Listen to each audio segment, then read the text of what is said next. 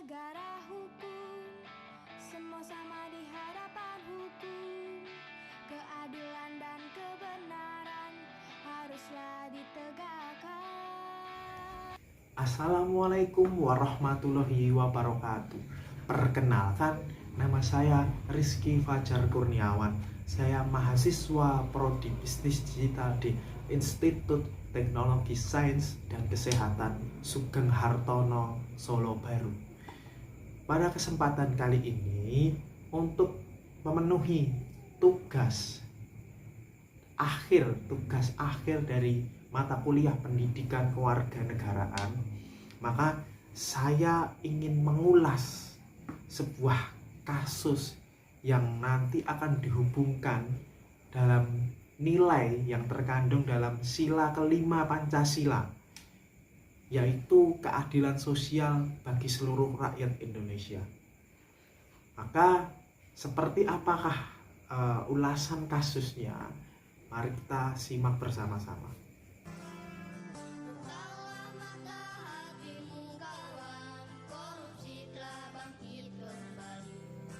Pada kesempatan ini saya akan membahas kasus, yaitu dengan nama kasus yaitu penegak hukum melawan hukum. Pada studi kasus suap dan pemufakatan jahat mantan jaksa Pinangki. Dan pada kesempatan ini saya menggunakan segmen dalam video saya ini, yaitu social justice, tegakkan keadilan sosial di tengah-tengah masyarakat. Sebelum kita membahas kasusnya, mari kita simak profil dari tokoh yang ada di dalam kasus ini. Yang pertama tentu saja ada Dr. Pinangki Sirna Malasari SHMH. Pernah menempuh pendidikan S1 Hukum di Universitas Ibnu Khaldun, Bogor. Juga melanjutkan studinya S2 Hukum di Universitas Indonesia, serta meraih gelar doktoral S3 Hukum di Universitas Pajajaran. Jaksa Pinangki Sirna Malasari sebelumnya menjabat sebagai Kepala Subbagian Pemantauan dan Evaluasi 2 Biro Perencanaan Jaksa Agung Muda dan Pembinaan di Kejaksaan Agung. Ia telah menjadi jaksa selama 15 tahun, yang mana sebagai jaksa di Kejaksaan Agung sejak Januari 2005. Dan juga tempat tinggal si mantan jaksa Pinangki ini ada di Sentul City, Bogor. Yang kedua, kita tentunya tahu bahwa kasus Pinangki Sirna Malasari ini menyeret seorang tokoh buronan koruptor, yaitu Joko Sugiarto Chandra, Joko Chandra alias Chan Ko Hiu alias Jo Chan, yang lahir pada 27 Agustus. Ia adalah seorang pengusaha dan juga merupakan seorang buron asal Indonesia. Dia sempat melarikan diri ke luar negeri ke berbagai wilayah atas kasusnya, yaitu penggelapan dana perbankan. Joko Chandra disebut bebas keluar masuk wilayah Indonesia meskipun berstatus buronan kelas kakap. Dan akhirnya dia berhasil ditangkap setelah kurang lebih 11 tahun berada dalam pelarian. Lalu keterkaitan antara tokoh si Pinangki Sirna Malasari dan juga Joko Chandra ini bisa kita lihat pada ulasan di mana ketika Pinangki diduga menerima uang sebesar 500.000 US dollar atau senilai 7 miliar dari Joko Chandra untuk membebaskan terpidana kasus hak tagih Bank Bali yang menjerat sejak tahun 2009. Lalu adanya indikasi pemufakatan jahat ini tercium oleh kejaksaan. Maka kasus pelanggaran etik yang dilakukan oleh Pinangki kemudian naik ke penyelidikan lantaran terindikasi adanya pelanggaran pidana. Kemudian Kejaksaan Agung menetapkan Pinangki sebagai tersangka atas kasus suap dari Joko Chandra yang ditetapkan pada 12 Agustus 2019. Dari hasil pemeriksaan, pemberian suap rupanya dilakukan melalui perantara, yaitu teman Pinangki yang bernama Andi Irfan Jaya yang juga merupakan seorang politikus. Dia bersama-sama menyusun sebuah proposal rencana pembebasan Joko Chandra dari segala tuntutan yang terkait pemufakatan jahat untuk membebaskan Joko Chandra dari segala hukuman. Lah, awal mencuatnya kasus ini yaitu bermula dari Pinangki mulai ramai dibicarakan saat fotonya bersama Joko Chandra dan pengacaranya yaitu Anita Kolopaking yang merupakan pengacara Joko Chandra mengunggah foto bersama di media sosial. Nah, dugaan pertemuan Pinangki dan Joko Chandra ini lalu dilaporkan oleh Masyarakat Anti Korupsi Indonesia atau MAKI ke Komisi Kejaksaan. Dan koordinator MAKI, Boyaimin Saiman, menduga permohonan peninjauan kembali atau PK yang diajukan Joko Chandra ini menjadi indikasi adanya kerjasama antara Pinangki Sirna Kumalasari dan juga Joko Chandra untuk melakukan pemufakatan jahat. Lalu berdasarkan laporan itu, maka pihak Kejaksaan Agung kemudian melakukan pemeriksaan. Pemeriksaan internal dilakukan kepada pejabat-pejabat termasuk Pinangki yang diduga melanggar kode etik karena bepergian tanpa seizin pimpinan. Maka Pinangki dinyatakan tak bersalah dan melakukan pemeriksaan dan juga hukuman disiplin sebagai pegawai negeri sipil. Dan kasus tersebut kemudian naik lagi dan ternyata hasil daripada penyelidikan itu mengindikasi bahwa Pinangki terlibat kasus suap, terlibat pemufakatan jahat dengan Joko Chandra. Maka Direktorat Penyidik Japindus Kejaksaan Agung kemudian menetapkan Pinangki Sirna Malasari sebagai tersangka atas tindak pidana suap. Lalu Pinangki ditangkap oleh tim penyidik pada 11 Agustus 2020 malam. Lalu berdasarkan hasil penyidikan dan ketika berkas perkara sudah siap disidangkan, maka pada bulan Februari 2021 Majelis Hakim Pengadilan Tindak Pidana Korupsi menyatakan Pinangki terbukti bersalah dalam perkara yang disangkakan kepadanya. Majelis Hakim kemudian menjatuhkan vonis hukuman 10 tahun penjara dan denda 600 juta kepada Pinangki. Vonis tersebut ternyata lebih tinggi daripada tuntutan yang diberikan oleh jaksa penuntut umum yang meminta agar Pinangki divonis 4 tahun penjara dan denda 500 juta rupiah. Tetapi kemudian Pinangki melakukan upaya hukum, yaitu banding ke Pengadilan Tinggi DKI Jakarta. Lalu pada tingkat banding tersebut ternyata Majelis Hakim dari Pengadilan Tinggi DKI Jakarta mengabulkan permohonan dari Pinangki Sirna Malasari dan memangkas hukuman dari Pinangki yang tadinya 10 tahun hanya menjadi 4 tahun penjara. Diberitakan dari kompas.com pada 14 Juni 2021 terdapat beberapa pertimbangan Majelis Hakim Pengadilan Tinggi DKI Jakarta memangkas hukuman dari Pinangki, yaitu salah satunya diantaranya karena Pinangki dinilai telah mengakui kesalahannya dan menyesali perbuatannya serta mengikhlaskan dirinya dipecat dari profesinya sebagai jaksa. Oleh karena itu majelis hakim menggunakan pertimbangan itu agar diharapkan si Pinangki ini dapat merubah perilakunya menjadi lebih baik lagi.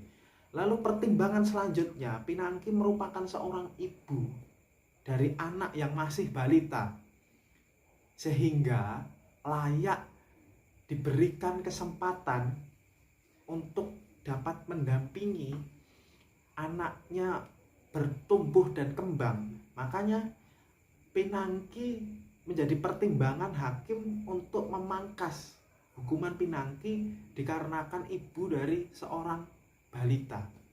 Nah, atas dasar putusan dari Pengadilan Tinggi DKI Jakarta itu, maka sejumlah pihak termasuk koordinator dari masyarakat anti korupsi mendesak agar jaksa penuntut umum, agar JPU mengajukan langkah hukum selanjutnya, yaitu tingkat kasasi untuk dapat memperberat lagi hukuman Pinangki. Tetapi JPU tidak melaksanakan upaya hukum kasasi karena JPU sudah menganggap bahwa putusan Pengadilan Tinggi DKI Jakarta sudah sesuai dengan tuntutan jaksa penuntut umum sebelumnya, yaitu dengan tuntutan 4 tahun penjara.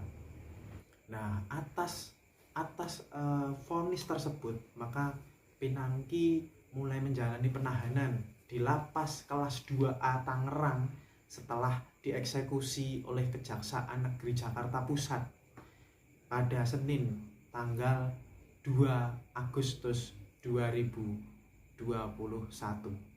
Setelah menjalani masa tahanan kurang lebih 1 tahun, maka terpidana kasus korupsi Pinangki Sirna Malasari resmi menghirup udara bebas setelah keluar dari lembaga permasyarakatan kelas 2A Tangerang pada hari Selasa tanggal 6 bulan September 2022. Jika dihitung, Pinangki mungkin hanya menjalani pidana selama 1 tahun, alias tidak sesuai dengan vonis majelis hakim tingkat banding yang menghukum Pinangki dengan pidana 4 tahun penjara. Lalu, melihat kasus ini, apakah ini sudah adil? Tentunya belum. Saya pribadi menganggap bahwa terdapat banyak sekali kejanggalan-kejanggalan yang ada dalam penanganan kasus Pinangki ini. Seolah-olah Pinangki menjadi sosok yang istimewa karena Pengadilan Tinggi Jakarta memangkas hukuman yang dijatuhkan, yang tadinya dihukum 10 tahun lalu dipangkas menjadi 4 tahun. Tentunya putusan ini dianggap janggal karena Pinangki terbukti melanggar pasal 11 Undang-Undang Tipikor tentang suap dan juga pasal 13 Undang-Undang Pencucian Uang dan pasal 15 pasal 13 Undang-Undang Tipikor tentang pemufakatan jahat korupsi dengan total ancaman hukuman kalau dikalkulasikan yaitu 28 tahun. Tetapi pada putusannya hanya menghukum 4 tahun saja. Dan tentunya ini memperburuk keadaan. Perbuatan ini dilakukan oleh aparat penegak hukum yang seharusnya menjadi penegak hukum, bukan malah melanggar hukum. Tetapi hukuman yang diberikan justru jauh dari rasa keadilan. Maka hal-hal tersebut menjadi stigma, menjadi paradigma di tengah-tengah masyarakat yang menganggap bahwa hukum itu tumpul ke atas dan tajam ke bawah karena dianggap segala putusannya itu tidak sesuai, tidak mencerminkan rasa keadilan. selanjutnya terdapat alasan peringanan dan pemberatan yang janggal atas kasus Jaksa Pinangki ini. Karena apa?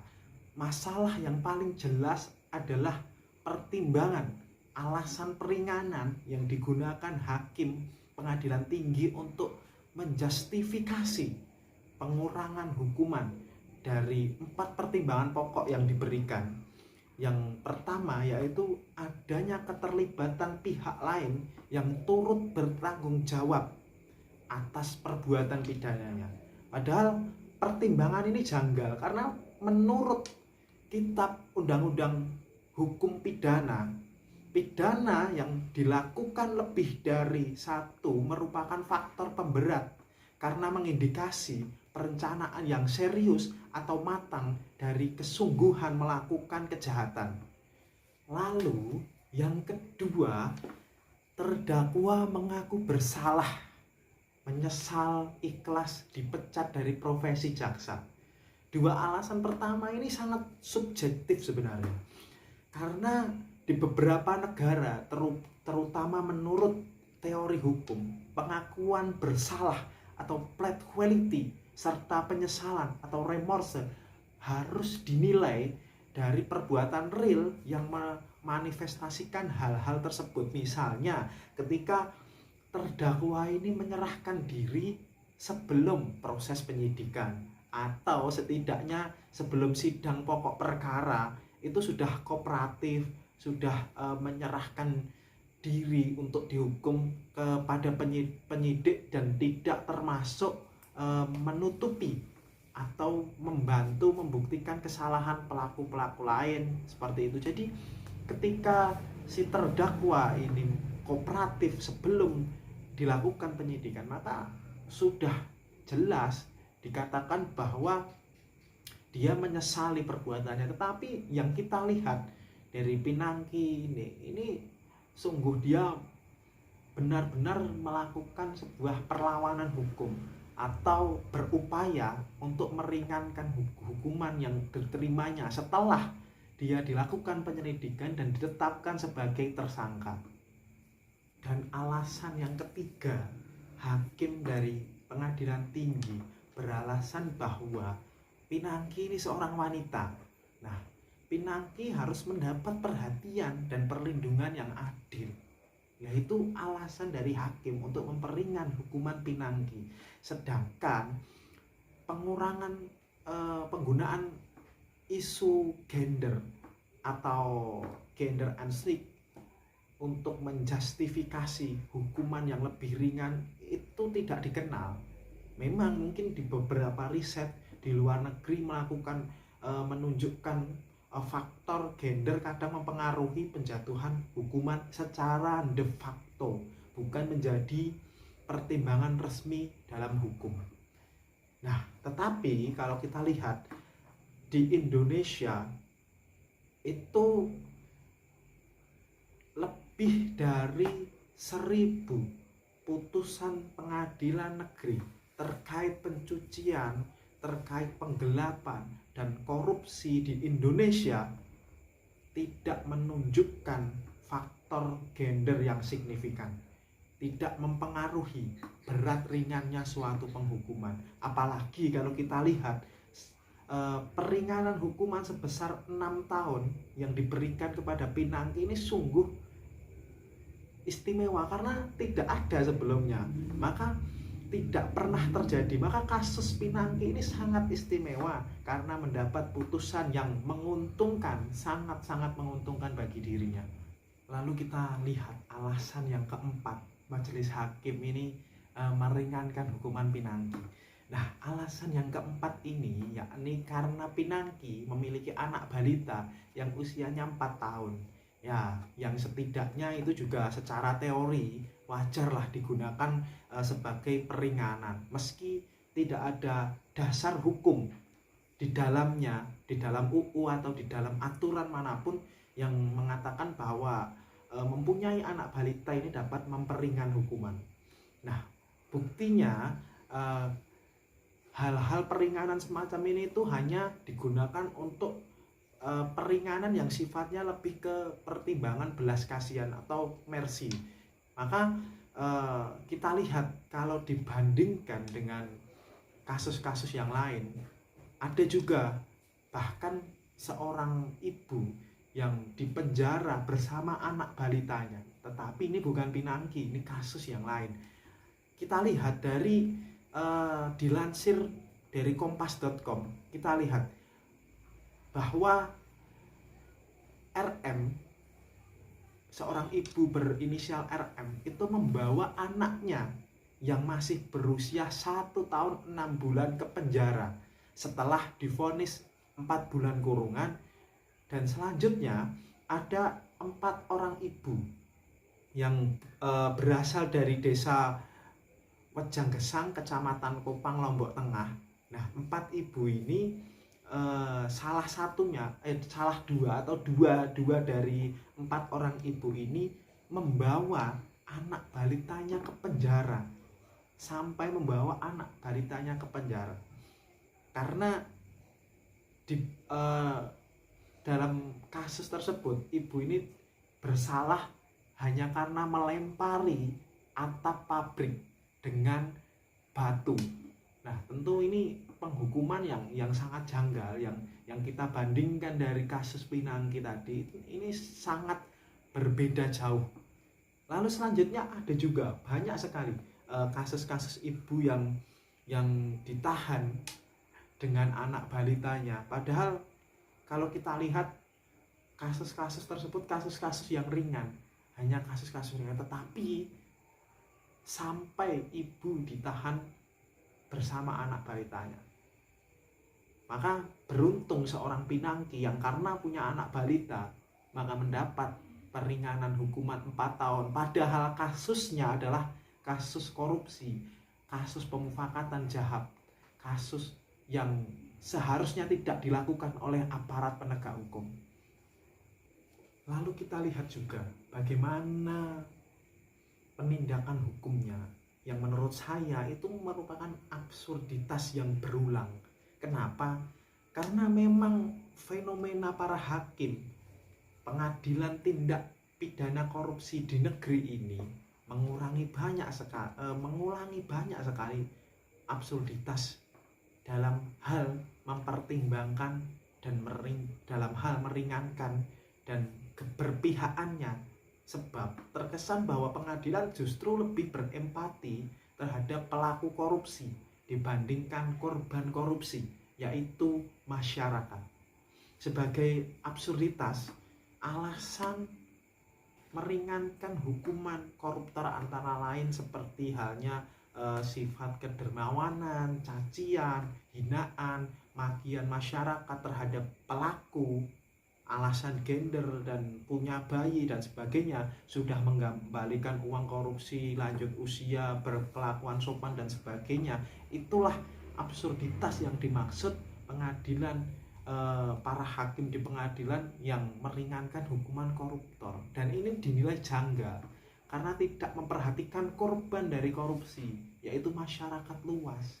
Jadi yang dipentingkan keberpihakannya para hakim ini adalah pelaku korupsi, bukan korban korupsi. Jadi setelah kita semua cermati semuanya, antara kasus yang menjerat Pinangki ini, itu kita bisa tarik kesimpulan bersama-sama bahwa dari kasus tersebut yang dikaitkan dengan sila kelima Pancasila, yaitu keadilan sosial bagi seluruh rakyat Indonesia, itu belum ditemukan karena masih terdapat banyak sekali kejanggalan-kejanggalan dalam penegakan hukum, pemrosesan hukum terhadap kasus Pinangki. Belum mencerminkan equality before the law, belum mencerminkan kesamaan keadilan di hadapan hukum. Maka masih terdapat perbedaan pemidanaan atau penindakan hukum antara si kaya dan si miskin. Juga masih ditemukan terdapat perbedaan penegakan dan penindakan hukum antara masyarakat kalangan atas dan masyarakat kalangan bawah. Apalagi kasus yang menyangkut napi korupsi, seakan-akan istimewa, seakan-akan diperlakukan sangat istimewa dengan segala peringanan hukumannya. Maka inilah cerminan hukum yang ada di Indonesia, bahwa benar mungkin paradigma yang ada di tengah-tengah masyarakat, hukum tumpul ke atas tetapi tajam ke bawah. Maka masyarakat menganggap dalam penerapan hukum, penegakan hukum yang berlaku di Indonesia ini belum mencerminkan nilai dalam sila kelima Pancasila, yaitu keadilan sosial bagi seluruh rakyat Indonesia dengan segala keistimewaannya, sehingga seorang pinangki dapat terbebas dari hukuman dan menciderai rasa keadilan sosial. Maka kalau kita lihat kasus Pinangki, bukan keadilan sosial bagi seluruh rakyat Indonesia, tetapi perlu digarisbawahi, kasus Pinangki ini adalah keadilan bersyarat bagi warga Indonesia. Bukalah mata hatimu kawan, korupsi telah bangkit kembali. Lahirkan